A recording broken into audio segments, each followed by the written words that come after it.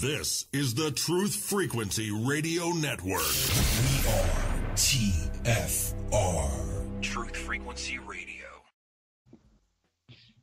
Welcome, listeners from America and across the world. I'm your host, Garcia. This is Secrets Revealed here on Truth Frequency Radio, and I thank all of you for taking the time to join us this evening.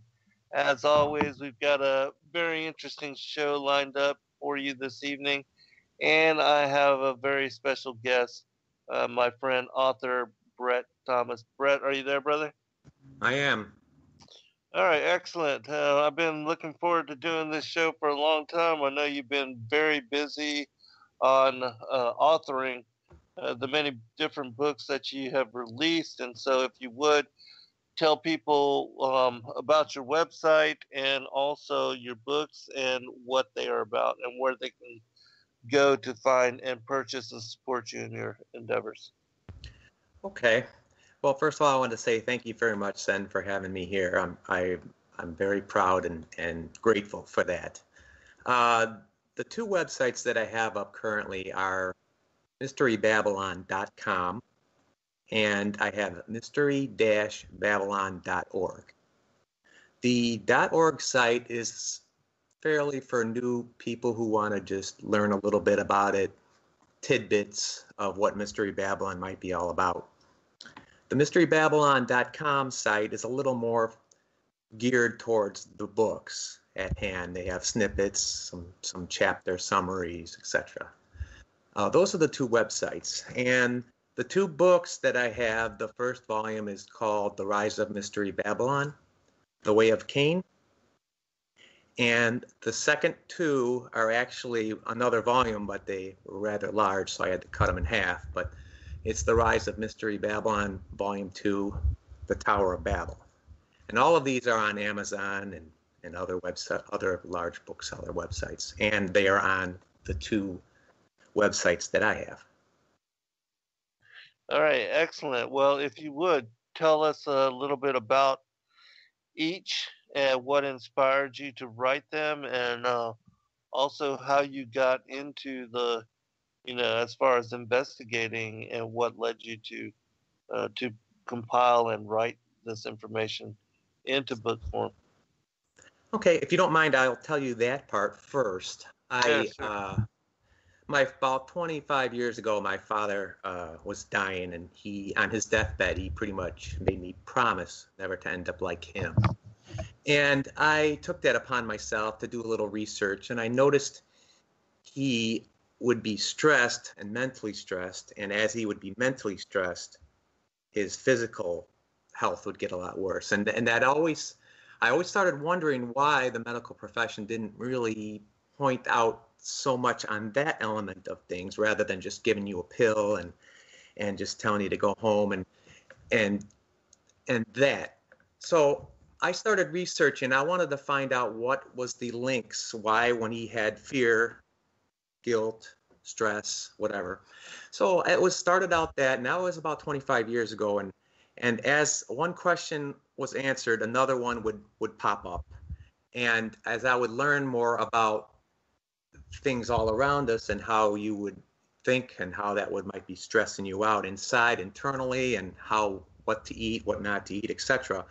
The questions started getting deeper and deeper, and they became more profound and more spiritual, let's just say. They started getting into the biblical definition of stress, or fear, guilt, pride. And as I kept going and researching further, it just started going back into Genesis and into the stories of the Bible, which seem to be applicable today. And I always loved the early stories of Genesis, especially when I was young, when I was a child.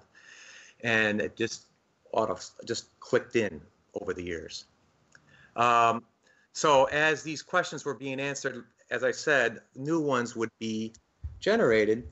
And eventually I came to the Mystery Babylon concept. And it's mentioned in Revelation, but just to understand it is what is truly a mystery. It took a lot of research. It was 15, 20 years worth of just on and off as much as I can do. And I assembled these books together the best I could to really describe what a lot of the things that we weren't being taught nowadays, as far as I'm concerned, and I believe.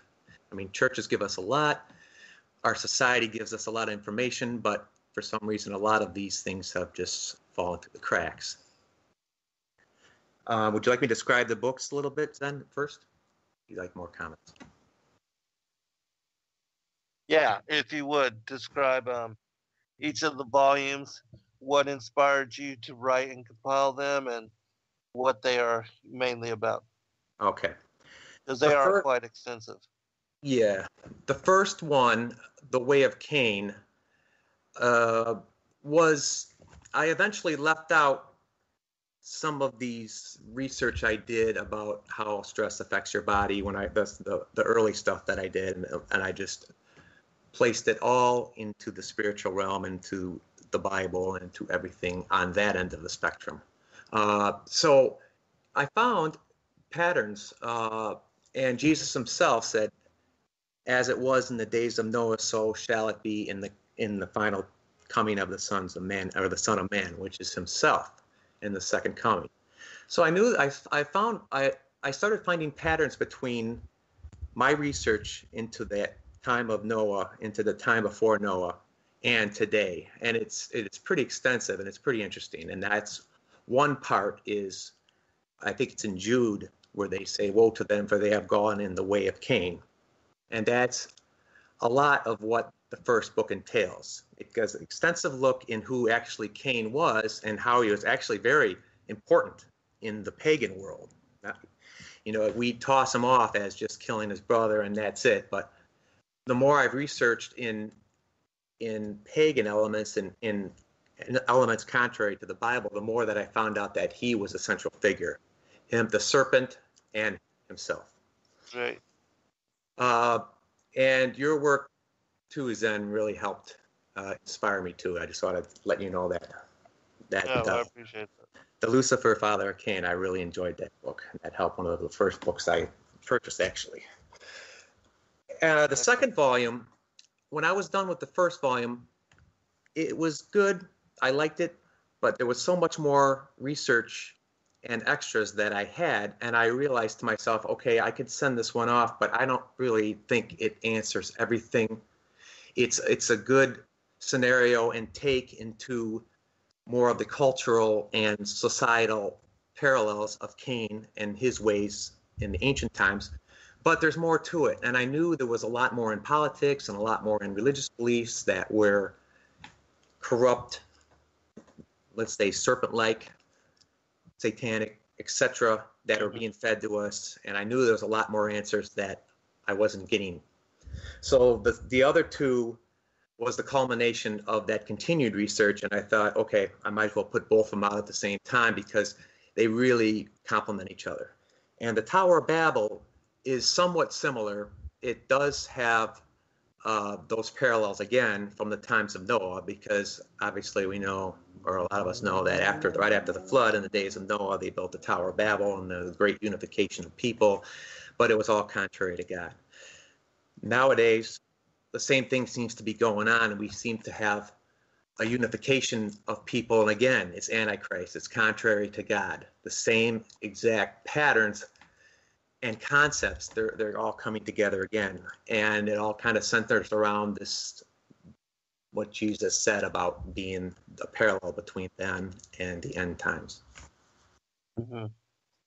Yeah, I fully agree, and my research also led me to similar discernment, and with regard to the serpent and Cain and being the patriarch, in my opinion, the progenitor for the elitists, the New World Order elites, and it explains, once you understand what occurred in the garden, as to what we are dealing with now, and that we are not all the same people, and you know that the whole reason why we have this enmity playing out between the seed of the woman and the seed of the serpent is because Cain, who was of that wicked one, he actually was a physical hybrid child of the devil.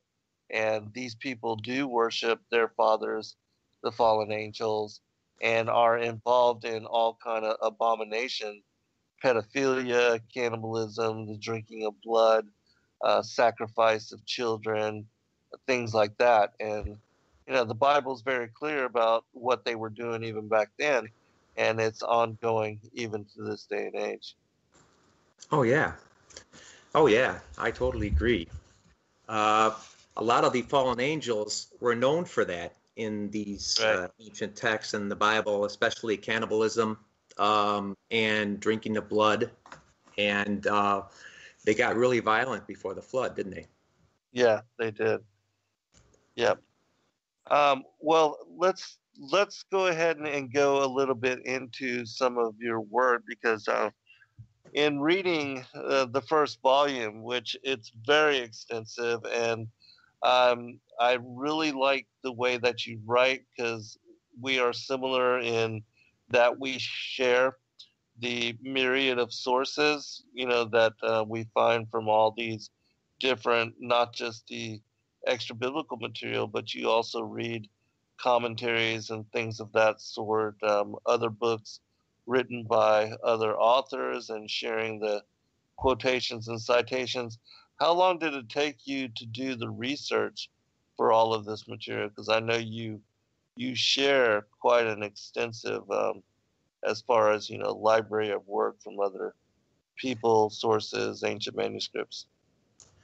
Yeah, there's over 3,000 quotes, footnotes. I really got serious just a little before 2000 and revised the book a few times, added different names. So what is it now, 17, 18 years? It's quite a long time. I think you'll agree with me, Zen, that I think if you look at other elements besides just the extra biblical, they still could have relevance. They just say their opinions and their stories from an opposite point of view. It doesn't mean that it's horrible to look at, to listen to, look at, read. It's not that it might not be even truth. But it's just a lot of Christians, I think, nowadays get a little bit scared to say, "Oh, I looked at this pagan document or this occult document," not necessarily a cult, but you have to. I think you'll agree with me. You really need a lot of discernment when you look at other parabiblical works, because you can tell where they're leading you. Some of the information might be good in there to understand. It might apply to your story. That's what I used a lot in here, but I would not go against the Bible at all. And if it did go against the Bible, I would say, okay, no, I understand. Bye, see ya. Right. But it does help fill in the blanks. And I know you have a lot of those books that you use too, and they're quite interesting. And I think they do offer a lot of blank filling in capabilities and possibilities, don't you think? Absolutely, without a doubt. In my opinion, because again, during the ancient times, and especially during the first generation, when the church was really being established, there was no Bible. There was no authorized, as far as this manuscript is good, and the rest, stay away from. Right. There was none of that. They were reading and studying everything. And people in churches, they prized many manuscripts, and kept them, they prized them. And so, and they weren't able to just print out multiple copies and share them.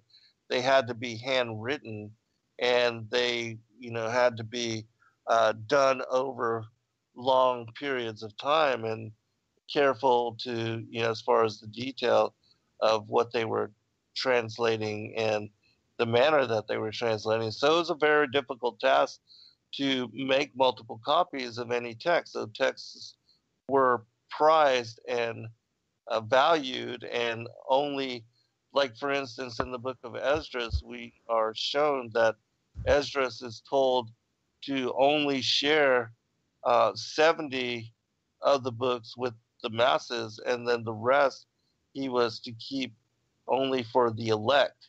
And Enoch was told the same. in his book, the first book of Enoch.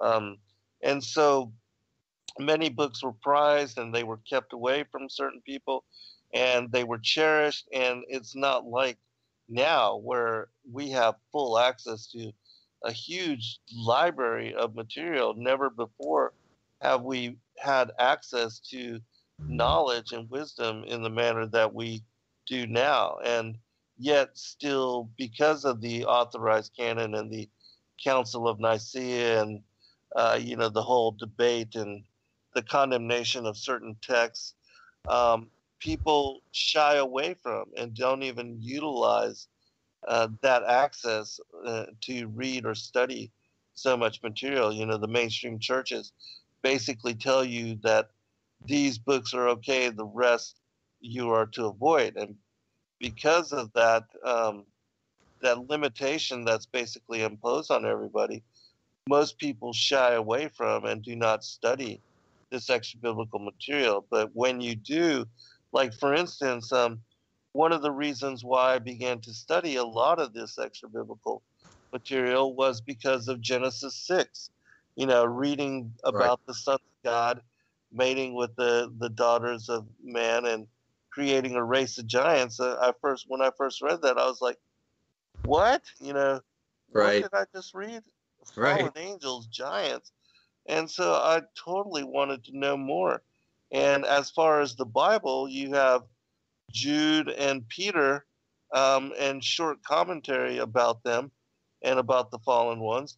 And there's giants all scattered through the Pentateuch, and David and Goliath and other things like that.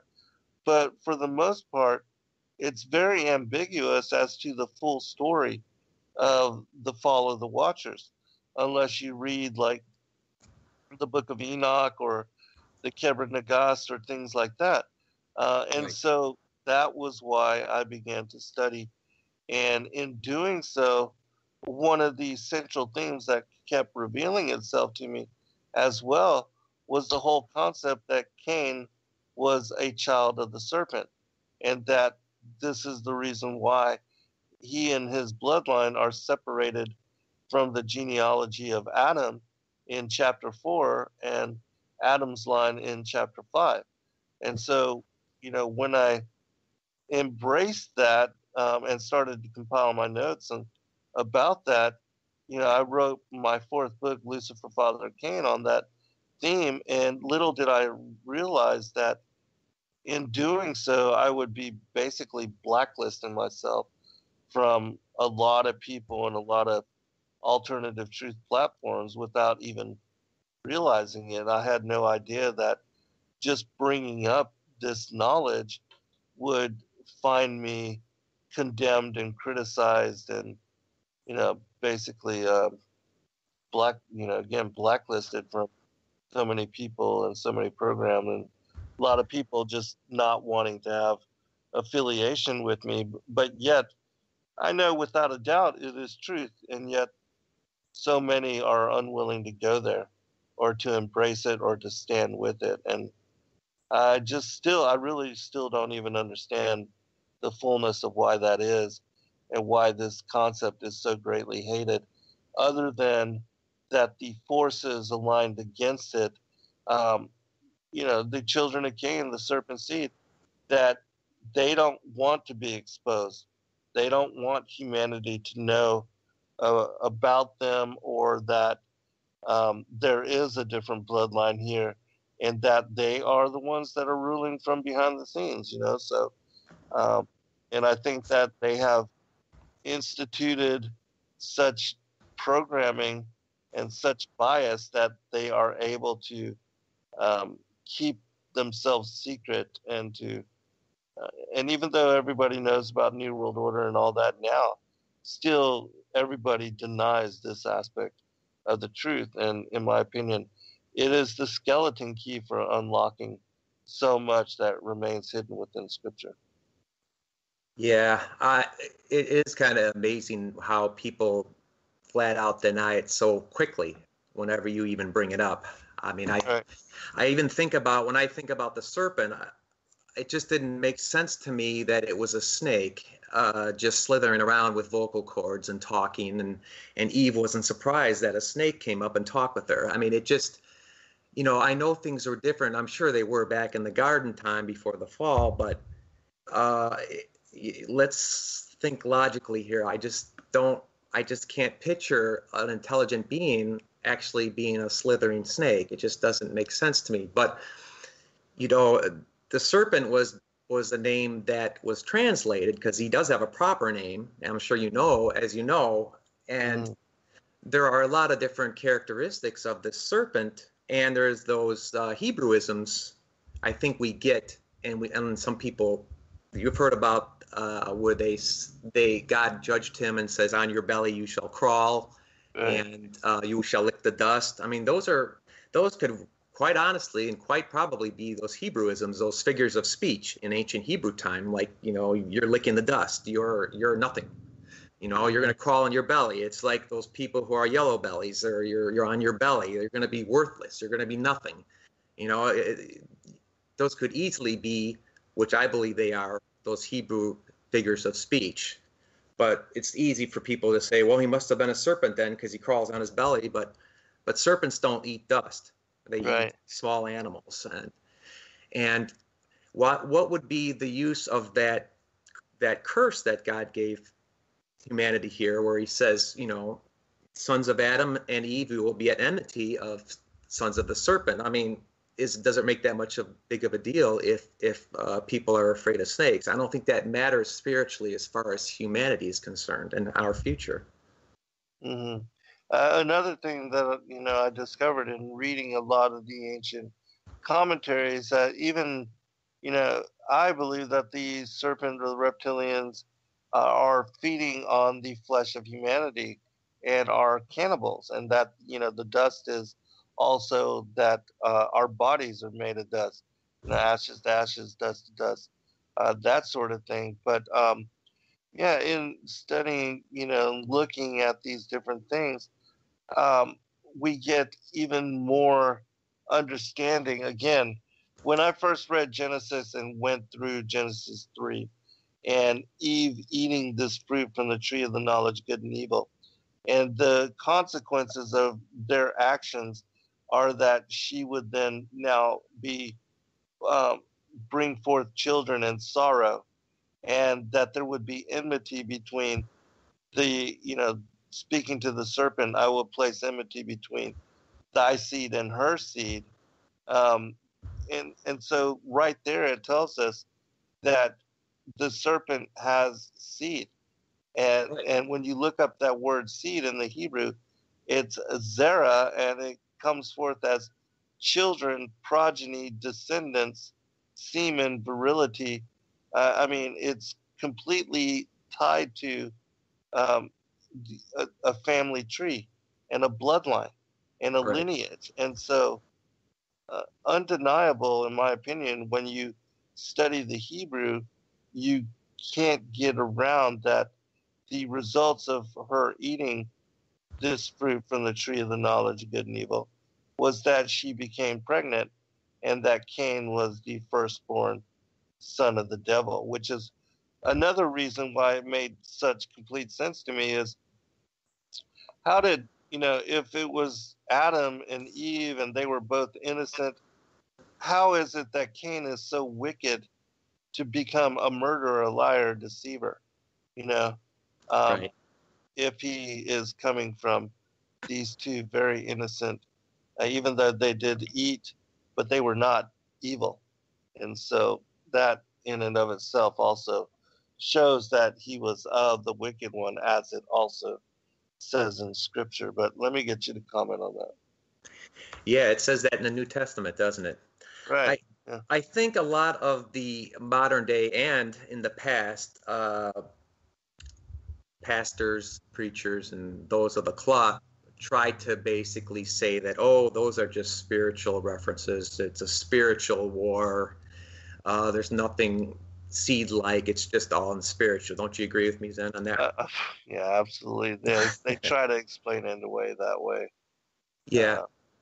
I heard that, and I think it's true. I think the two books of the Bible that Satan hates the most are Genesis and Revelation. And it's because Revelation tells where he's going, and Genesis tells where he comes from, or where he originates. Right. Yeah, exactly. And that's, like you said, I think the exposure part of it is why people are being pressured in the faith to just not even go there. I just think it's a good idea to go someplace and to look farther, because if the Bible is God's perfect word, which I believe it is, I think everything in there is there for a reason. Absolutely. And let's just look at what was it, Lamech? Remember that? Wasn't he the one? He had his song after he killed somebody, and he Hold on, brother. Huh? Yeah, hold on. We're at break. We'll be right back, everyone.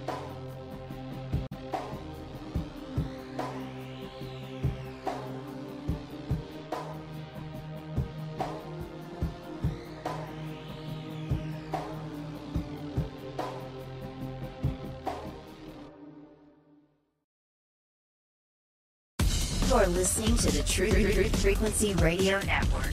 No hate, no hype, no fear. And in those days, there were giants in the land, and the sons of the angels of God looked upon the daughters of men and found them fair, and took of them wives, and their sons became of old great men of renown. So they have been mixing with us on a genetic level since the time of Enoch and Ezekiel's will. Here on Earth we're intrigued by the sun, moon, and stars, and imagine there's got to be planets like ours. Some conceive of a face on the surface of Mars, so in need of a meaning and purpose we've lost. And indeed they believe that these might be our gods, or that maybe with time we'll do right and evolve, and eventually reach what they seek, and then solve all the problems of man. But they really don't know that they fall in the works of our hands are but just filthy rags. So we travel the lands to dig up our past time, our lapses, and with it are much of the facts. Some imagine that gods came in alien crafts. They react in this way, they're so desperate for me. It is given unto you to know the mysteries of the kingdom of heaven, but to them it is not given.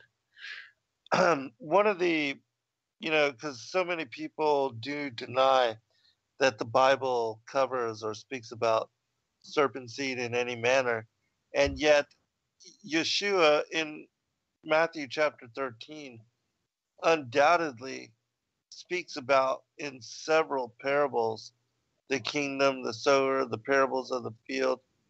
It speaks about this particular lesson and reveals in clarity to the apostles after the multitudes are sent away that indeed, without question, that the enemy which snuck into the garden and that sowed the tares is the wicked one, the same wicked one mentioned in 1 John chapter 3 verse 12, where it says Cain, who was of that wicked one, of being son of, child of, or progeny of, a descendant of, without question, it's speaking about him as a son of the devil.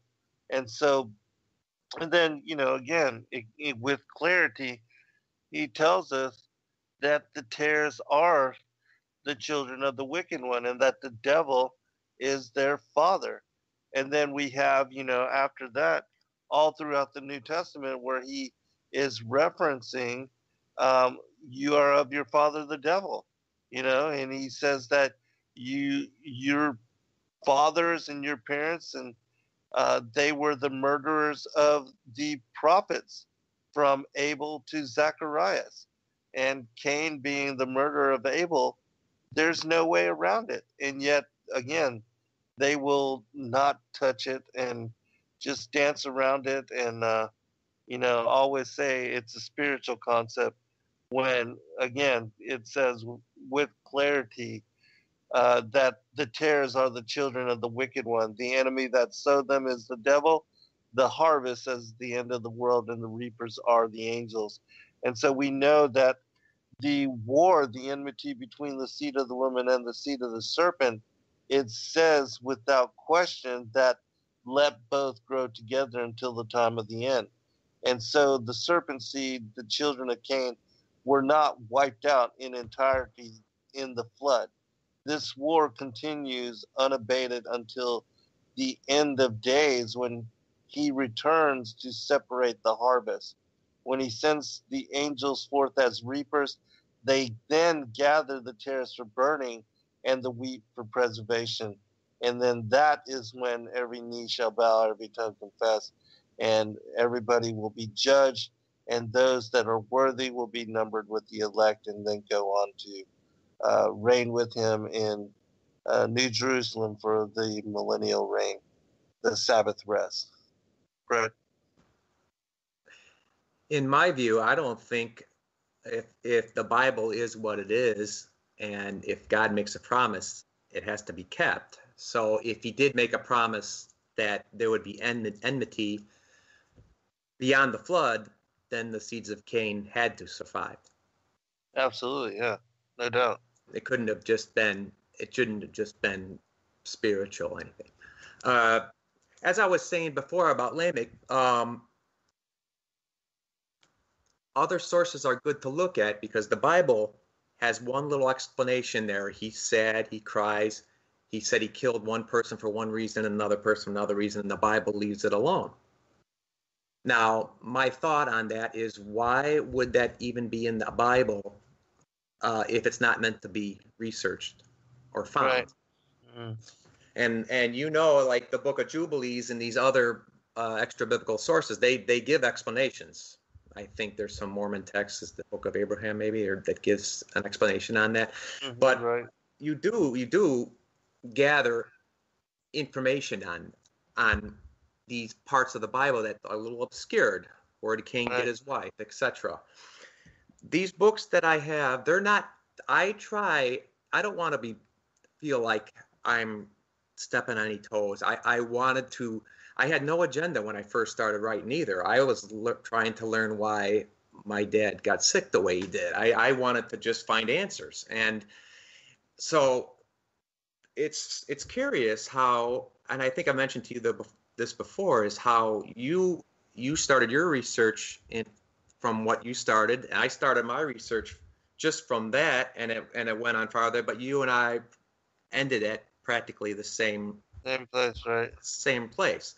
And it's interesting how that just ended up that way. I didn't take an agenda, and I don't want these books to feel like there is an agenda to them. There's more of just piling everything together that I found to possibly make a story out of these parts of the Bible that might be a little obscured, like the giants and like the flood, and were there more than just Noah's family on the flood, and what really happened in the garden, who was the serpent for real. I'm getting answers from the clergy, and it just doesn't make sense to me. And that's why part of the reasons why I think, partly, like you said, I think they were obscured for a reason, for exposure. Once we learn about these things and learn deeper, again, mine's organic. I just came and started at nothing, and I fell into these thoughts, and they make sense to me. And it makes even more sense when you find out that the reason that you're being poo-pooed and not being allowed to even look at these things theologically is because it is partially something that might expose what might be going on around us. Don't you agree? Without doubt, yeah, absolutely. And again, that's why I think, because the children of Cain have since the very beginning attempted to keep themselves hidden and have worked behind the scenes and from the shadows.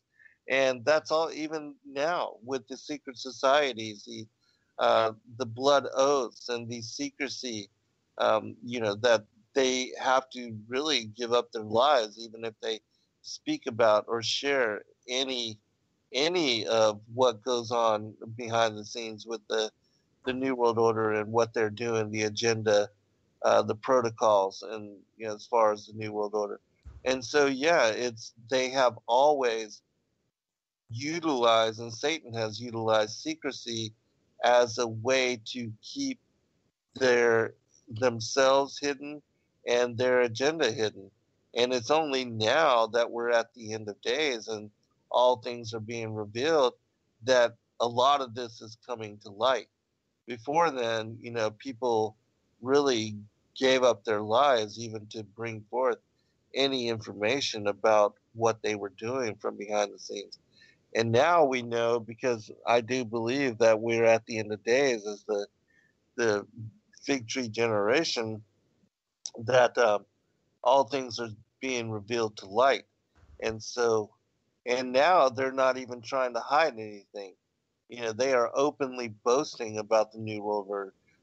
Politicians and people from, prominent positions all over the world are openly calling for and declaring. The popes even declaring for a New World Order, world government. And in my opinion, all that is being set up for the reign of the Antichrist, which again is this bloodline. That is basically the Antichrist, the false Messiah, an alien god, is being set up to be the returning creator, benefactor, and the one that will establish the world government here at the end of days. That the beast system that is spoken about in the Bible, Mystery Babylon, all of that is all connected. The woman that rides on the scarlet beast, all these things. And so, but I do want to talk about a couple other things as well. You also write about and speak about a previous world age and how the earth became without form and void, which in the Hebrew is became a deserted wasteland and an indistinguishable ruin. And so, if you would talk about that some, and also the pre-Adamites, or the people before the creation of Adam in Genesis 2:7, just mention some of that as well, and then we'll go into greater detail on this Samael and what happened in the garden and all that. Okay, I had another feeling about the beginning of Genesis, especially Genesis 1, chapter 1, about how the earth was created a void, and then and darkness was on the earth, and there was water all over the earth.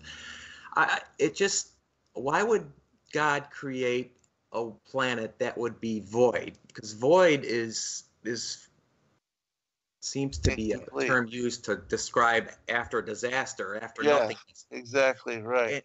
Right. So as I was researching, as I said, one question, seemed to be answered, another one opened up. I just started going into maybe the thoughts of, okay, can I find any ancient works here, any works from any other authors? I don't care where I go for the most part. And I know that you agree with me that it just takes that discernment to pick through it. You have to pick through the work to understand what might be good in there, the pieces of the meat that might be good, and what might be gristle. I mean, you can tell the way they're leading you. Like some of the Gnostic Gospels, I don't really like to look at. There's some information in there that I use, and that's historical, etc. But the Book of Enoch is a perfect example of a great book that was not canonized, but for some reason it just has so much good material. I think it's because of the angels, the references to the angels as being more than the sons of Seth. That's what I strongly think. Absolutely. It wasn't canonized. But anyhow, going back to that, I actually found some Islamic works that actually talked about and brought up the times right before Genesis 1. Okay, and I've stumbled upon in my research the gap theory, and I'm sure you've heard of it, but if others haven't, I'll try to describe it really quickly. It's the theory that in between Genesis 1:1 and Genesis 1:2, there was actually a gap of time, and we don't know how long, but in Genesis 1:1, it basically says God created the heaven and the earth. And then the heaven, and then the earth was out without form and void, and then et cetera, et cetera. That's Genesis 1:2. Now, what the gap theory points at is, could there have been other worlds? The Earth could have been itself and stayed the same physical plane, planet, whatever you call it, this whole time. But could God have destroyed the previous world? Maybe it was sinning too. Maybe it was their time. Maybe a number of times it could have gotten destroyed, because even science points to that there was a fifth extinction and this is the sixth extinction on its way, etc. So could there have been, because the difference lies in the terms earth and world. Okay, earth, the physical plane, the physical planet, the physical everything that we look around us, that's earth. And in the Bible you get the word worlds. Okay, worlds, organized cosmos. Okay, what you see around you, the how the sun is, we got one moon, how everything looks, an organized cosmos. Could have organized cosmos have been around before Genesis 1-2, and for whatever reason, God needed to destroy it and bring up. Maybe the water that was on the whole earth was a remnant and all that's left of the former world. And God decided to refashion the earth in those 6 days. I'm not trying to promote evolution or say that I agree at evolution at any point, but the earth doesn't necessarily have to be 6,000 years old, but this present working world could be. This organized cosmos that we see could be. That's my concept. What do you think, Zen? I absolutely agree with you that when I began to study and examine Genesis and going through it and studying the Hebrew behind it, it became clear to me. In Isaiah 45:18, that speaks about how the Most High had created the world's perfect and to be inhabited, and yet here we see that the earth clearly was destroyed and became destroyed, and so He wouldn't create it, in my opinion, incomplete. And then, we see in Genesis and the rest of the narrative that the earth is being restored and reformed and refashioned. So in my mind, why wouldn't God just finish it to begin with? Right. Why have to restore it? And so it showed to me that something led to, and that there was a judgment, some kind of judgment brought upon the earth in a prior time. And this, everything that I've studied and even the Atlantean mysteries, those things are also incorporated and tied into this theme. And so, yes, I also read about it in great detail. And then it also says in Esdras, in second Esdras, that he had created the earth perfect, and then later something had happened that it became destroyed. And so I fully agree with you on that as well. I know you're beginning your journey with regard to the cosmology and looking into all of that, but we agree on so many levels with regard to truth and examining the word. And as I said, I have great admiration and respect for your work because of the number of sources and the material that you bring forth to affirm your own work as truth. Because in my opinion, out of the mouths of two or three witnesses shall the truth be established. And having these multiple sources, that it shows, and the more the better. And so that's why I always, like you, I have hundreds of quotations, hundreds of sources in each of my books to affirm what I'm bringing forth as truth. But so talk a little bit more about some of the other things that you've found that were interesting in bringing forth your first book, and then we'll go into the other volumes in a short bit. Okay. The pre-Adamites have always been an interest to me. It's it's obscured, and a lot of people try to down even the concept and the thought of it. And the more I researched, the thought comes to mind would be, okay, the clergy and the religious elite want us to say that we're all from Adam. Could that be because if they're holding the keys to the Bible and the authority to the Bible, wouldn't that make them the authority over everybody? Because if we all weren't from Adam, some people could actually say to them, well, I'm not under your authority because this is the book of the generation of Adam, which I think it says in Genesis 5:1. Right. So could there be other people in the garden at this time? And the more I did a little research on that, the more these same titles seem to be coming. Beasts of the field, the behemoth, the fowl of the air, the creeping things that creepeth. Of course, they're translated into the King James and other versions like that, because the translators, I'm sure, assumed that they were animals. So they for some reason they felt the need and thought that the Bible would be putting them into different groups. Like if you're small animals, then you'd be crawling. If you're birds, you'd be flying.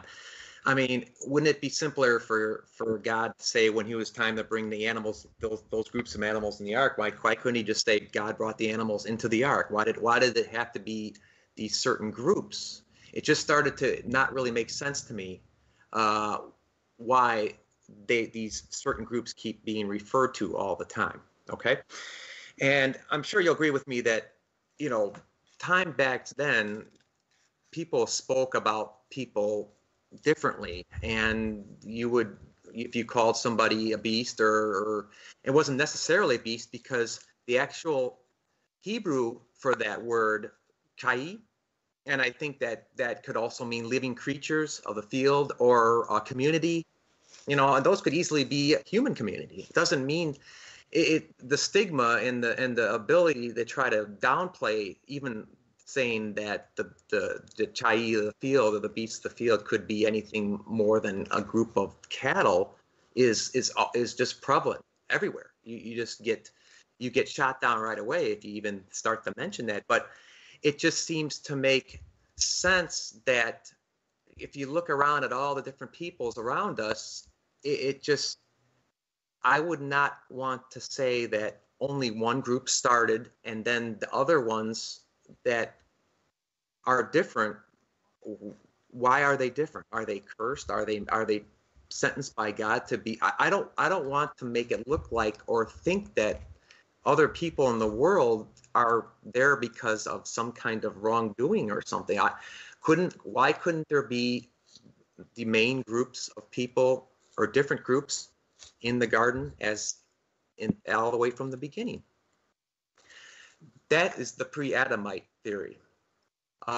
It makes sense, and the more you dig into it, the more you start to understand that there's verses in the Bible that talk about these, you know, they talk about the behemoth. They actually cried out to God for mercy, or they, you know, what was the verse in the Bible where I think it was, I wasn't sure which city, was it Nineveh, where they put sackcloth on the animal? They said they put it on the animals, but what do the animals do wrong? I mean, could these behemoths that they put sackcloth on, I mean, why would these behemoths, these animals, be crying out to God? There's a lot of these verses that talk about hands, feet of these particular groups.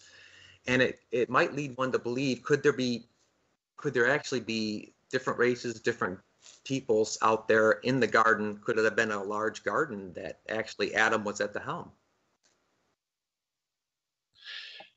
Yeah, you know, looking at and examining the scriptures in greater depth, there's a lot of things that come to light, which most people are not speaking about or examining.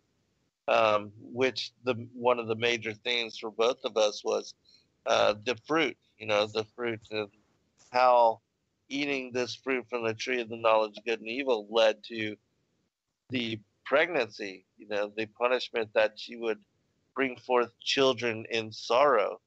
One of the most favorite texts for me in studying the ancient manuscripts is to read the Targum, because I find that we are given just so much more information on every passage, every chapter, which seems to remain ambiguous in the King James. Like, for instance, the punishment spoken about here in Genesis 3:16. It says in the Targum, unto the woman he said, multiplying, I will multiply thy affliction by the blood of thy virginity and by thy conception. In sorrow shalt thou bear children, and to thy husband shall be thy desire, and he will have rule over thee unto righteousness or unto sin. And so, these kind of things, and even the Genesis story, everything, even with going into Genesis 4:1, where it's speaking about the birth of, as far as Adam knowing his wife Eve, there's a particular passage in there, and Adam knew Hava, his wife, who had desired the angel, and she conceived and bare Cain, semicolon, and then she said, I have acquired a man, the angel of the Lord. And then she added to bear from her husband Adam, his twin. And so, this particular passage, which is left out of the King James, who had desired the angel, in my mind, that tells a whole lot about the situation and what occurred in the garden. Because in 2 Corinthians chapter 11, Paul tells us about how Eve had lost her chastity because the serpent beguiled her. And the only way a woman can lose her chastity, her virginity, is to be sexually, physically corrupted. And so, again, these kind of things only make sense when you interpret the whole garden, the fruit from the tree of the knowledge of good and evil, as being metaphorical and sexually symbolic of, some kind of carnal association. And so, and then when you do read it, interpret it like that, everything makes sense. All right, we'll be right back for second hour. Okay.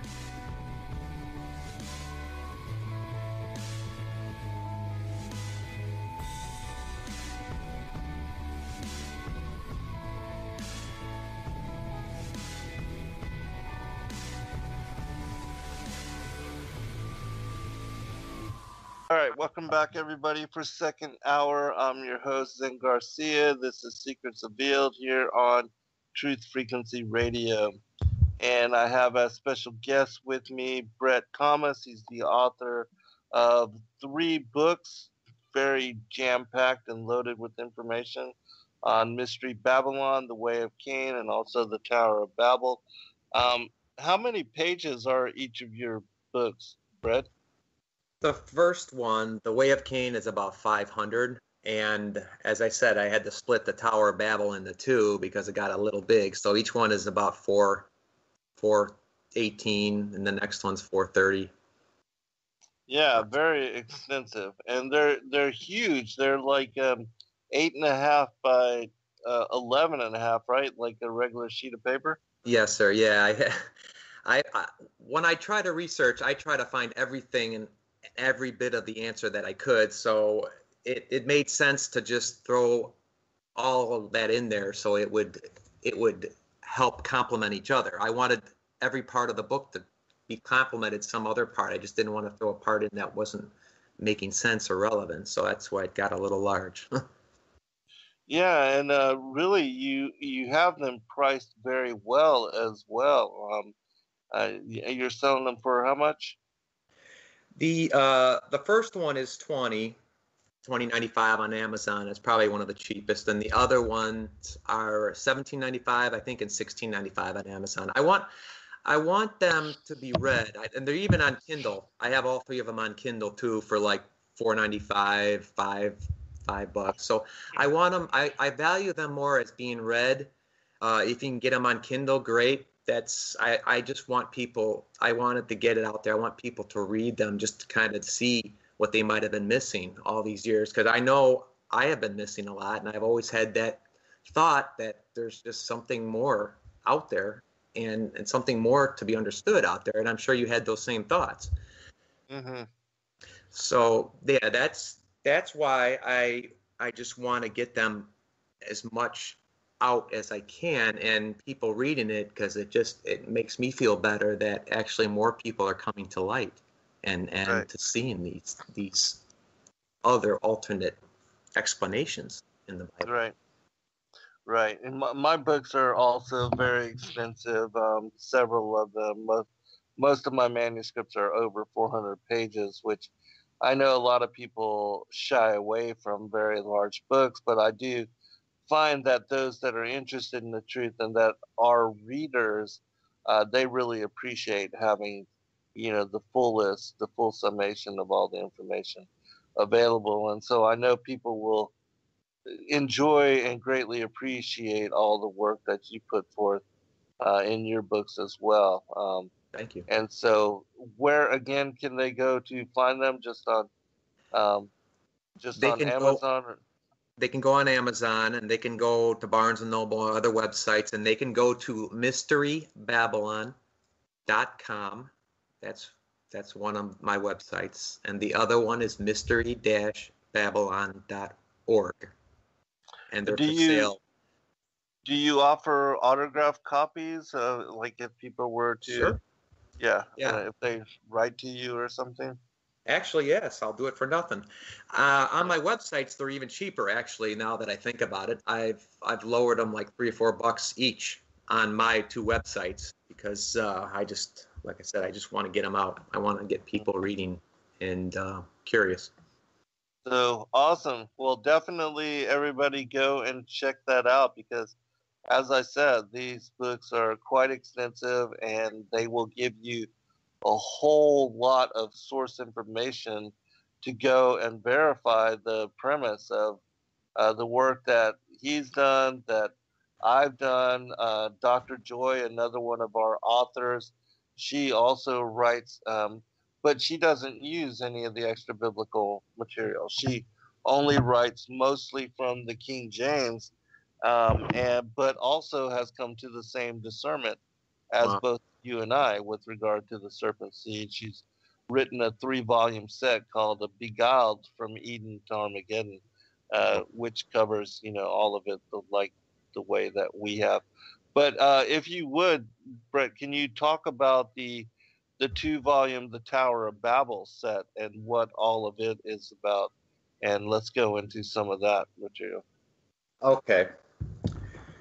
The Way of Cain was more of a book that tried to stay within the boundaries of Cain himself and how he became famous. And it tried to stay within the boundaries of our culture and how we think and how we perceive our culture and what affects the ways of Cain, like it's said in Jude, the ways of Cain have. The next couple, which are the Tower of Babel, it's another parallel in a way of the times of Noah to the times of now.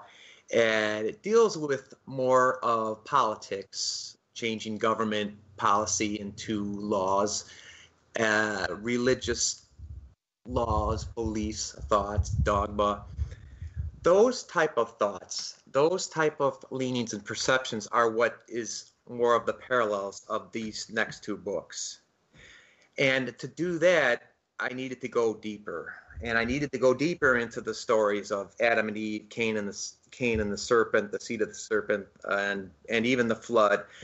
It was also to give the reader a little treat into thoughts about these early biblical stories that they might not have actually perceived or understood, that there's so much more out there to actually point towards answers in the Bible. As I said, I don't ever want to do anything that's against the perfection of the Bible itself.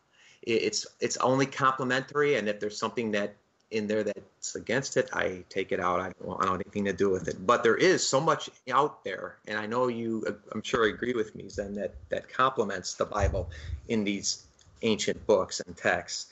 So inserting all of these other things into the whole story helps us to possibly see that where the world is and who the bad guys really are.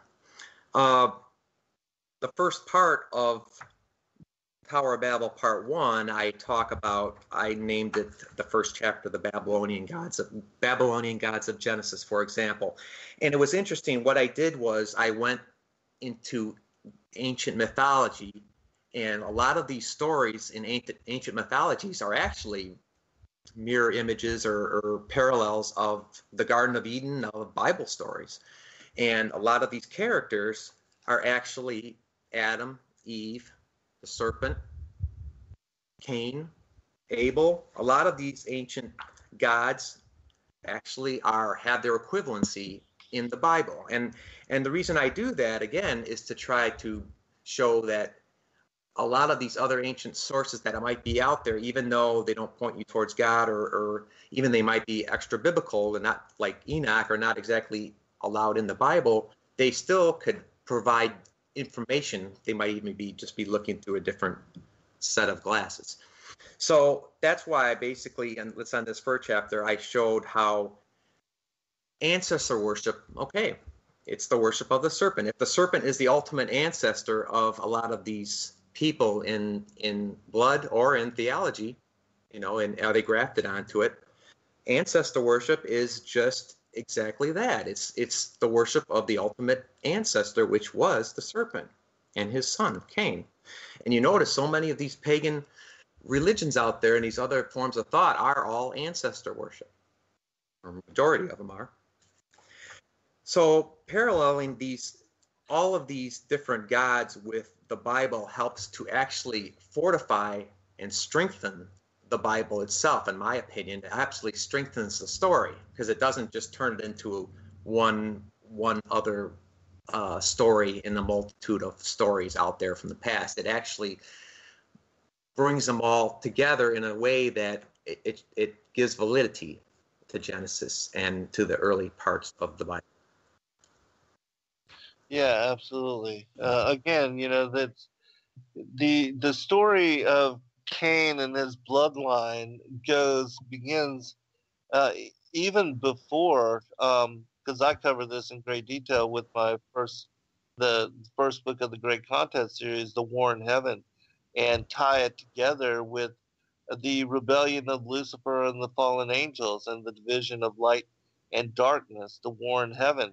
That was the beginning of the separation between these two factions, what became the seed of the serpent and the seed of the woman. And then what we see as unfolding in the garden with the birth of Cain and Abel, that's the beginning of the bloodlines, the physical progeny of both God and the devil, and what I call the great contest here on the earth between these two people groups. And so we see that, as Christ said again, let both grow together until the time of the end. So this war would be ongoing, and is still ongoing even in this day and age. And so can you talk about that story as well? How far have you traced it with regard to Cain and Abel? Because I see even the differences between Isaac and Ishmael, Jacob and Esau, the children of Jacob, the 12 tribes, and what became Esau's children, the Canaanites, the Hamites, all the pagan nations which surround Israel, and Abraham's children as the promised seed as far as through Isaac.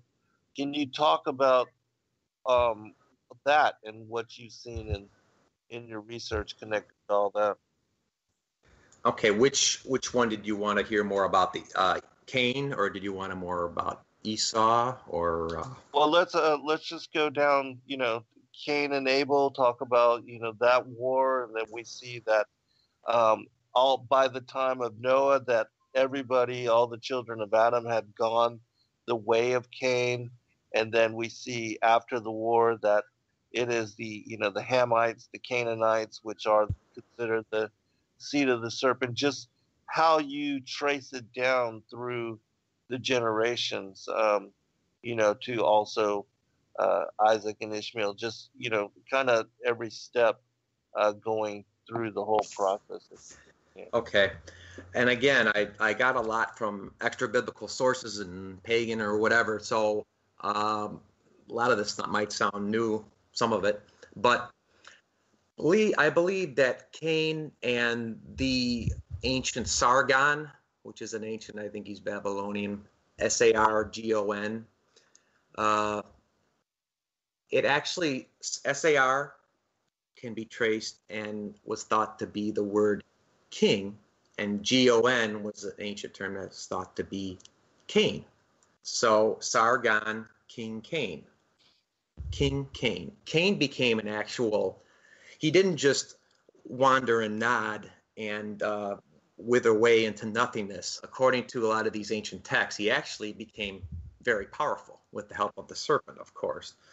But he became strong and controlled the salt trade. I've researched and he almost had his own practical empire before the flood.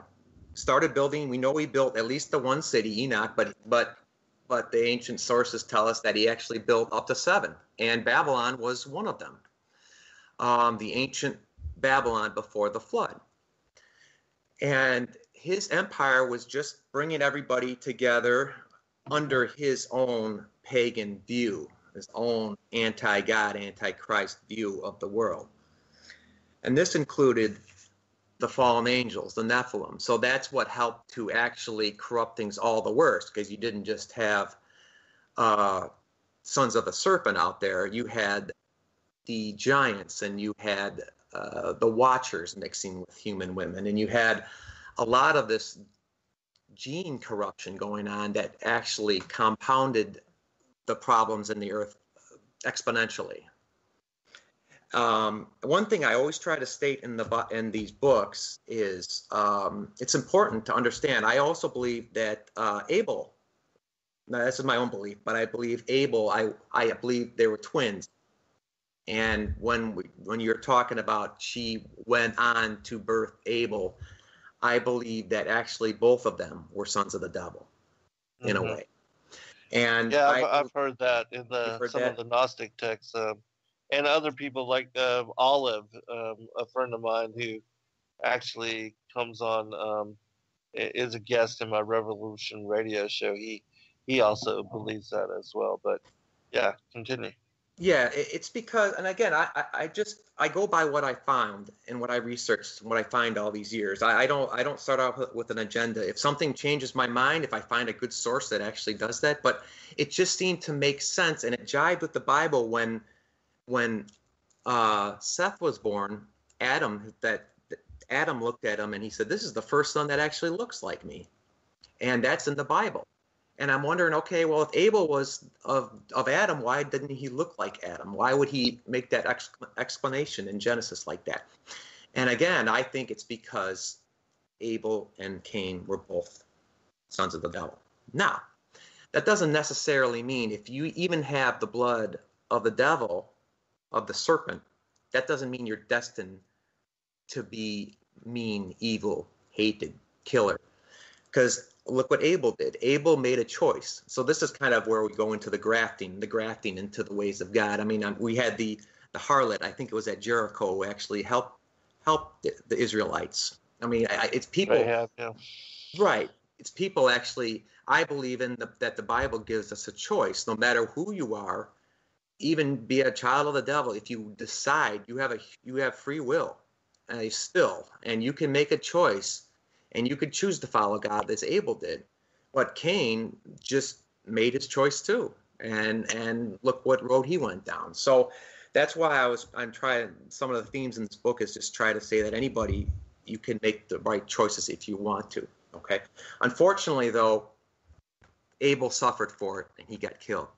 But there were a few left, actually, but by the time of Noah, the amount of people who actually tried to stay up. I guess it was Mount Hermon that a lot of sources claim that those of God tried to just get up on the mountain and stay away from the sons of Cain and the sons of the angels and the giants and the Nephilim and everybody that was just trying to bring them down, because these angels knew when they were fallen, they became fallen. They knew that this was the end of their days. Once they were dead, there was no afterlife. Because this is what I've researched. Once they were dead in this mortal being, there was nothing for them. They were gone. So one thought that they can do is that they can corrupt the seed of man totally. They could negate that promise, that Genesis 3:15 curse that God said, basically, from Adam and Eve, there will be a Savior that will crush the serpent's head. And that will be Jesus. So what they tried to do is they tried to fill the world with compromised seed, corrupt every single person that was before the flood. And if they figured if they can do that, God tried to make a promise. And if they could negate that promise by all these corruptions and there's no more pure seed left of Adam and Eve to bring on the Savior, they've averted their own fate. But we find out that a good reason for the flood was maybe God wanted to, he makes a promise and he wants to keep it. So maybe God wanted to make sure that some pure seed still made it through and were able to regenerate and keep going until the Savior was born, the Messiah. So the flood did come along. It did save a number of people, and it did wipe out the trajectory of what the world was going to before the flood. After the flood, we have the same thing starting up again. It was only about 200 years later. It was like a grandson of Noah. You have Cush and you have Nimrod, and you have these power players of Ham's seed. And I believe that some Cainites, obviously, I believe some Cainites made it through on the ark. And Ham was probably like half Cainite. I believe his mother was. One of Noah's wives was, according to the research. So Ham, even though he had some blood of Noah, he did fall to a little bit of corruption, and he started going down the same paths as the serpent and as Cain, his son. And that's where you get the Tower of Babel. The Tower of Babel was basically supposed to be to reach into heaven, a great show of pride in humanity, the human race, everything contrary to God. It was supposed to be a symbol of, just like kind of like cities were. They were supposed to be, because God didn't really want the people to go into cities per se. He'd rather have them into tents and just living more of a pastoral life, simpler lives. But Cain, since he started before the flood, Nimrod and Cush began the thoughts of, okay, let's resurrect these cities of Cain again. Let's start it all over again. Let's resurrect the ways of Cain again.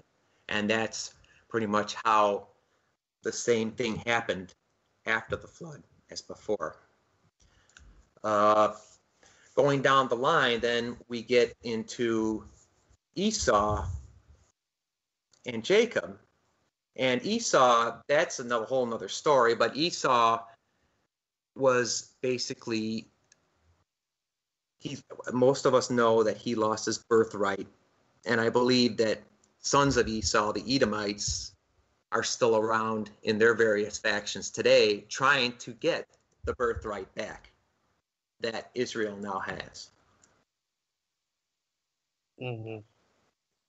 Did you ever get into that? Oh, yeah. Yeah. I cover all that as well. What would you like to? How about let's go into just talking about the Pharisees. Do you know why it is that the Pharisees were called as far as the children of the devil, and how it was that they came to usurp the as far as the authority, the rabbinical authority. Yeah. Going back to Joshua and the tribe that acted like they were from a faraway country. Right. I think you have the Cainites, Cainites, before the flood, and then you have the Cainites Right. again, Kenites, after the flood. Mm-hmm. And I believe they're both, because I know you like to look at the original Hebrew and try to get your best out of it, and I do too. I try to do my best. I'm not a scholar, but I try to, because I think it's important to find the answers, is to look at the root word and look at the original text as you can, the original Hebrew if you can, and what the words can actually mean. So from what I found is that the Kenites, the K-E-N and the K-I-K or the C-A-I-N are pretty much, they almost come from the same root Hebrew word. So Right. the same group. And I think it's in First Chronicles, I think, where they said the Kenites were actually, they became the scribes of the Pharisees. Am I correct? Right. Yeah. That's what I They found. did. Yeah. Mhm. And that's where you started to get your corruption in the clergy side of things. Right. And of course, being taken off to Babylon didn't help, I'm sure, because then you started getting the Talmud and you started getting the influences of Babylonian paganism and that surely didn't help out the Israelites at all either. So now, by the time it came to Jesus, these Kenites who were just started out as the scribes, and I'm sure they got promoted like a bat boy, or like, you know, a bat boy in a baseball team, and they want to play eventually, and eventually they probably did. And so eventually, at the time of Jesus, and when they were shouting, crucify him, you were getting the fulfillment of prophecy, because these seeds of the serpent of Cain, the Kenites, were actually the ones that wanted to bruise his heel. And they were out there saying, kill him, kill him, kill him. And Jesus was the one, when he rose from the dead, actually came back and bruised his head and fulfilled that prophecy of Genesis 3:15. Right? Mm-hmm. Yeah, absolutely. Yeah. Yeah, because you know the whole prophecy in Genesis 3:15, it all ties back to David and Goliath as well. When David killed the Philistine champion Goliath, and he ran up to him and used his own sword to cut off his head. It was his head. He took it back to Jerusalem to show it to the Israelites that he had killed the Philistine champion, and that they no longer had to worry about Goliath nor the Philistines. But afterwards, after parading it and showing it, and revealing that he did, with the help of Yahuwah, to kill this champion, that head was buried at Golgotha, meaning Goliath of Gath. And so we know that, being a giant, he was most certainly serpent seed. And so when his head was buried there on Golgotha at Calvary, the hill of the skull, when Yeshua was crucified on the cross, that's when that prophecy was fulfilled. Goliath's skull was nipping at his heel at the same time as he was crushing the skull of the serpent seed. And so, yeah, so I read an entire chapter about that as well. Oh, wow. That is. All right, hold on, Brett. We'll be right back for final segment here. All right, welcome back, everybody, for a final segment. I'm gonna just turn it over to you, Brett, and I want you to just speak about, these last two volumes. Anything that of interest that you want to bring forth. I'm guessing the title, being of the Tower of Babel. Why don't you cover that as well? Okay. When we talk about the Tower of Babel, obviously Babel means that a person is not making sense. So that was the curse given by God to the people, that they disperse and not really be able to communicate with each other. So if logic tells us that if that's what the curse was, is that's what his punishment was, they were probably trying to all get together, communicate, and be one. That was their drive. So we look at that and we think, okay, what might be the parallels today? And communication does seem to be the biggest thing out there. Everybody wants to stay connected. Everybody has a cell phone. Everybody wants to be almost one again, united. You got the internet. That's uniting the world, and it's changed the world.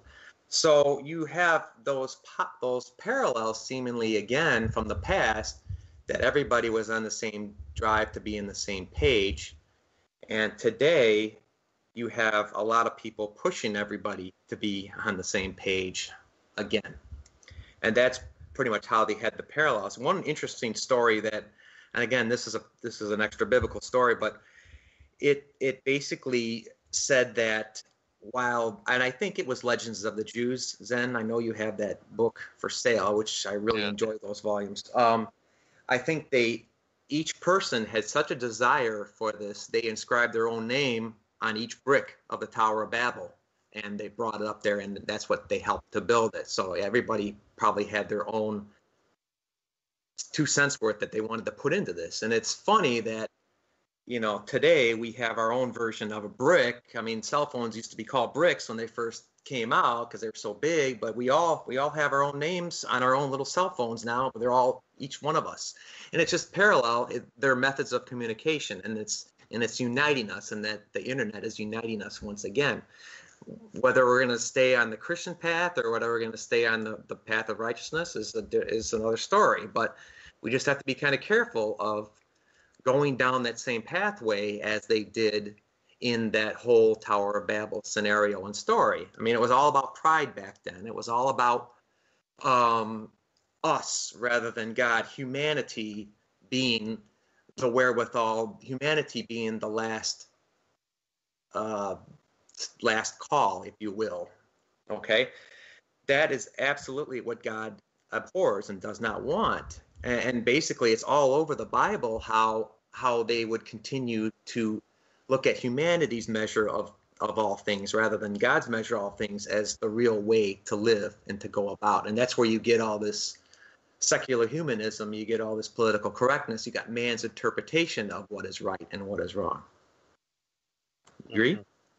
Yeah, and also, that was one of the first attempts to establish a new world order. All right. Right. And world government and its connections to all of that as well. Right. Yeah. Nimrod actually went around, and when he helped to rebuild those 7 cities after the flood, he had his own first empire, and there you go, and you had your first rejuvenation of the ways of Cain, and now the religion of Cain, the religion of ancestor worship, the worship of the serpent, his father. Right. And you see serpent worship almost everywhere you go nowadays. As far as when you look in history books, they always bring a serpent into this for some reason, and you wonder why. What's so special about a serpent if it wasn't maybe a symbol of something before? Right, absolutely, yeah. Even the elites, they worship the tree and the phallic symbols and the egg and fertility symbols as far as the sexual icons. And in my opinion, the reason they do so is because they are celebrating, honoring, and worshiping what occurred in the garden with Absolutely. the beguilement of Eve, and that is their origins of where they come from and who they are. And again, most people don't understand that. We don't recognize that as far as, because again, the whole thing with the garden is mostly hidden. Everybody thinks an apple, but they have no idea what it's truly connected to, what the fruit was. And that is where, Cain comes from, and the whole Illuminati bloodline. They are all connected to that as far as the tree and these sexual icons and all of that. Yeah, absolutely. I totally agree with you, Zen, on that. I think they meant it as a great slap in the face to God, in my opinion. It's almost like this is the thing that freed us. This is the thing that made us free and made us free from the bondage of your godly ways. This is our new way of man. I think you're exactly right, and I think that sexuality and why it's such a pervasive. I mean, it's desire, I understand, but why that in religious belief is so pervasive and so celebrated is that fact. And if you didn't do the research and you didn't want to connect it to anything in the Garden of Eden, people probably won't get it. Oh, absolutely not. And, most people are afraid to even go there, because I know a lot of researchers that they will take it back to Genesis 6, but in my opinion, Genesis 6 would have never have happened if Genesis 3 had not occurred, because it makes mention in like the Perk-Day Rabbi Eleazar, the legends of the patriarchs and the prophets, these stories as far as the legends of the Jews, about that it was the daughters of Cain that the Watchers went specifically to. And Right. So they were already hybrid, in my opinion. Right, and not only were they the bloodlines, they made the choices. They Right, exactly. They were grafted into the ways of Cain. I mean, and that's why a lot of the sons of Adam got grafted in the same way. I mean, it just, like I said, there's always two ways to go towards God, and there's always two ways to go away from God. Is the bloodlines and your choice, your free will. Right. Right, absolutely. And so, yeah, I think, again, I haven't read yet your 2 other volumes, but, I've already been spending a lot of time on your first volume as far as The Way of Cain. Thoroughly enjoying it. Definitely going to take some time to get through all of the material, but I'm looking forward to what are some of the other themes and some of the other concepts that you cover in the last 2 books. In the last 2 books, I do talk about the lost 10 tribes. It wasn't very cool. It wasn't a primary focus, but some of these things just come to be because, as I said, when one answer or one question gets answered, another one opens. So I felt the need to start to look at the lost 10 tribes, and I believe that they were actually brought up, and they went to the Caucasus Mountains, and then they did end up in Europe, and whether bloodline or grafted on, if they made free will choices to follow the ways of God, you have a lot of those type of people, Christian godly beliefs, into that area. And Jesus said, "I'm looking for my lost sheep." And they did go into those areas of Europe after his death, burial, and resurrection. So could these lost sheep be actually the other 10 tribes that he's looking for? I mean, he has the 2 right in front of him. They're not lost. They're just, maybe they're not really respecting or understanding that who he is, but there are some other lost tribes. There's people somewhere. So I get into that a lot, and because it's almost a necessity, and that's another thing that gets really, really downed today when anybody even brings that up, that, the lost 10 tribes, would that be the people of Europe? Could there be the Saxons in England as the son of Isaac? Mm-hmm, right. I mean, there's a lot of things to look at, but again, it's to destroy a people, you have to sever the roots. That's a quote I have, and that's a very good quote. So from what I've researched, basically when the Assyrians grabbed these tribes, these 10 tribes, what they did for, I don't know if it was 100 years or 200 years or a while, they said to them, okay, we're gonna erase your existence and your memory of who you were. And they basically taught them, you can't say the names Israel, you can't say the names, you can't even, they tried to brainwash them, and they tried to turn them into people that don't even know their names and who they were from and their pride. So they basically almost had nothing left when they were able to escape the Assyrians back then. And that's practically why they don't know exactly who they are or where they come from, is because they have been trained and they have been educated for a whole great number of years. Why? Now, again, one of the fulfillments of, I guess, Jesus being actually the Messiah is that he would bring the 12 tribes together. And a lot of people of the Jewish faith now may say that, no, he didn't bring the 12 tribes together because we only got 2 or 3 here. We're not looking for we haven't found the other 10, but through Christianity, might he have brought them together? Because under God again.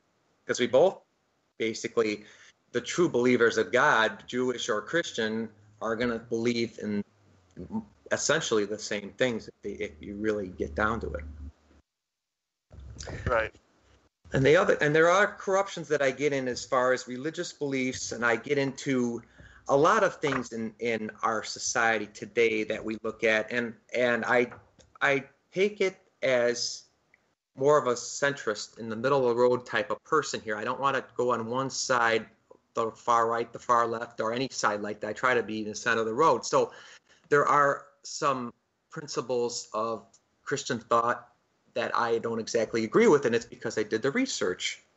But I see the reason why even these ways that they're taught nowadays is because it helps maintain order, it helps maintain people in the pews, and helps maintain our just basically sitting down, being quiet and listening, and not really taking any strides on our own. So on both sides of the political coin, I believe there's issues, and I go into some of those in this second volume.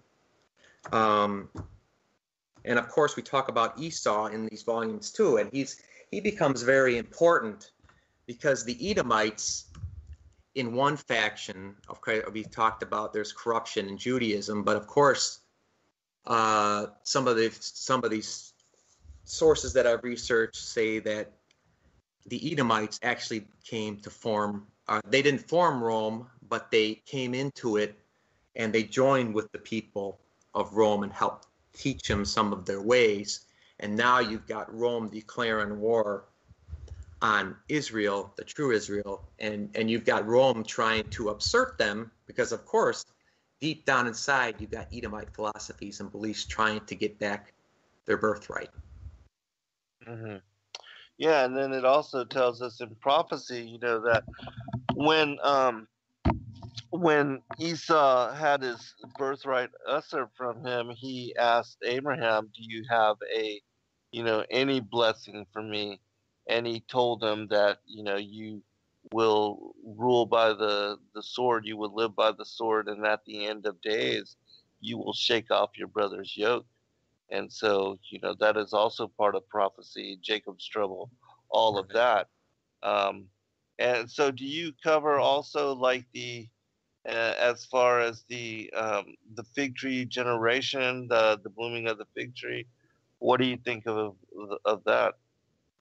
I think it's Israel and all those that are grafted. I really didn't do as much research into Israel and their role into the end times. Obviously, I was stuck on more on identifying the enemy and learning from that. So, yeah, I can't say that I've done too much research on the budding of the fig tree, but I've done enough to kind of understand that I believe that is the Israeli blood and grafted people.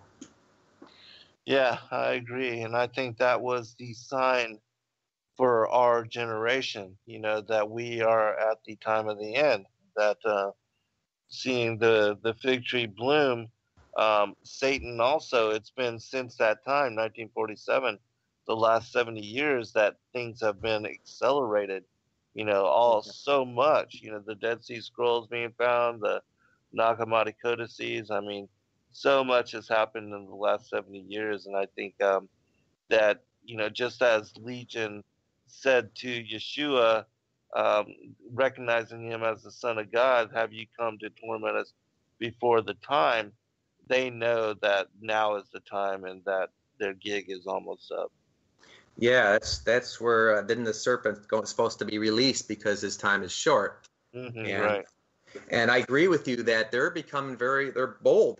They don't mind actually saying it and bringing it out in the open because, for one, I think it's exposed, but I think there's an esoteric, almost an esoteric power to actually bring it out and to show people what you're doing. I think they think it gives them more power. Don't you agree? Right. Yeah, absolutely. And there seems to be, that is part of what they write about in the protocols as far as bragging. I think also too that God requires them. And yeah. So. Yeah, I agree with that too. I think God requires them because it's almost like he wants to give people at least one chance to see and make a decision, right? Right. Yeah, I agree with that. Yeah. Because otherwise, if people wouldn't see it and read it in their own words, and in their own books about how they worship the devil and Lucifer is God, and even at the end of days, Albert Pike speaks about in his visions of 3 world wars that they're going to bring forth the pure doctrine of Lucifer and reveal the Antichrist. I mean, it's something more to hear it from their own words and their own writings and what they talk about. Because otherwise, I think most people would just, oh, that's tinfoil hat, conspiracy, whatever. And but seeing it in their own words, it definitely brings it to light, makes it real. Yeah, that's why I wanted to bring these books out and get as many people to read them, is because I tried to put it out in an unbiased or just an open manner. You could just read it, and because all we got left and all we got with us then is the written words, right? I mean, when especially like the Garden of Eden, it's gone. There's no physical thing we could practically say that proves the Garden of Eden because we were not even sure where it is. So all we've got now is the written words, and we've got our own discernment and our own desire to learn more. I mean, I find that people who like these books and to look at them, they just know, it just clicks in them. I'm sure you're probably like that too, or people like that. There's a lot of people that don't bother, and that's fine, but there are those people who are just yearning to find something more, and they know there's something and they want to learn it, they just don't know where to go to. And once they find it, it just clicks, and they're like, aha, I knew it. I knew there was something more. And that's kind of how I was this whole time, and that's what I try to put into these books. I try to make them as informative as possible and let you decide. And I try to use the only thing that we really have left are these written words, these ancient words, and all these things that we still have to make your own decisions. And I think you'll agree with me that, if it's put together in a way like I try to, but if it's put together in a way where it's understandable and it's rational and it makes sense that, okay, like the serpent, doesn't have vocal cords, or an actual snake doesn't have vocal cords. Okay, could it be something more? Could it be a description of a seraph, a wise doctorate being? Okay, that's what they said. Be as wise as serpents. It said that in the Bible. Okay, what are you talking about? What does that mean? Because the serpents of the world here, they're not really that wise. They're maybe a little sneaky when they go to want to get prey, but I wouldn't really call a serpent really wise, So those type of things, those kind of words in the Bible and thoughts, the best thing to do is to actually research the original Hebrew and try to look at what other words that they might mean, because in English, words can mean more than one thing. And a lot of these people who did the translations, I'm sure they had their best of intentions, but they also everybody is different, and everybody has their own thoughts of either the way they were taught or the perceptions or pressures put on them to interpret them certain ways. So that's why I left this book open. I left it open so people could actually make their own decisions. I give you all that I've found from all the different parts of the four corners of the internet, the virtual world. But I want the people to be able to see, okay, Mark of Cain. Okay, that could be actually not just an insignia. That could be something different. Why? What's wrong with menstruation? Why do women have to suffer that? Why? All these little questions that people start to think, they come to light when you read what could be the real story and the whole story. Mm-hmm. Yeah, I fully agree, and I think that's one of the reasons why people appreciate my work. I help to bring forth the underlying truth, which unites the ancient mysteries, the mythologies, even the pagan teachings together with the truth and the prophetic word, to tie together the biblical story with the ancient archaeology and what we see as far as the megalithic structures, and that's why I want to introduce people to your work as well, because I think you do a grand job in similar manner as myself in bringing forth that truth. And like I said, you are a confirming witness, as Dr. Joy was, for the work that I do. And so, thank you, Zen. That's it's very nice compliment of you. Appreciate that. yeah, no worries, brother. I want to help you to be more read and introduce people to your work. I know that you haven't done a lot of radio shows and that you don't have the platform that I do, but we'll definitely be doing more shows together as well. We've got about 3 minutes remaining, brother. I want to give you a chance to give out your website, your contact information, where people can go to find and support your stuff, and then final commentary. Okay, sounds good. Then thank you. Like I said, the websites are mysterybabylon.com. Pretty simple. That gives you the snippets, might give you even part of the chapters of the books, so it gives you a taste and feel of what the books are about. Next one is more of just a very simple, easy read, mystery-babylon.org. And that's more of just if you want to find out a little about Cain. What do they mean, son of the serpent? What do you mean? How many survivors of the flood were there? Were there only eight family members of Noah that survived the flood? Who were the giants? And stuff like that. That gets into more of just simple things, but it helps to get you more informed and get you down into even wanting to know more and more of these mysteries. And both of those have, as I said, the books on sale, cheaper than probably the cheapest out there, $3 or $4 off of Amazon.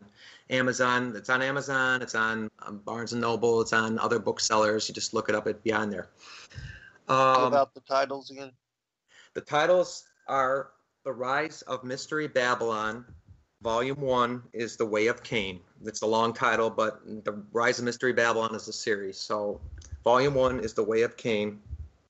And Volume 2 is The Tower of Babel. It's split into 2 volumes, so Part 1, Part 2. Tower of Babel is Part 2. The Way of Cain gets into a little more of the cultural aspects, the parallels that we see then to today, and the societal aspects that we might see in our society. And the second one gets into more of politics, why people, what's political correctness, what is it actually, what is the secular humanism, what is all these ways and the New World Order and all these things that we're getting pushed around to, and how did it work back in the day, back in the Way of Cain? Because once we see back then, we get such a clearer light into what is going on now. Yeah, I absolutely agree.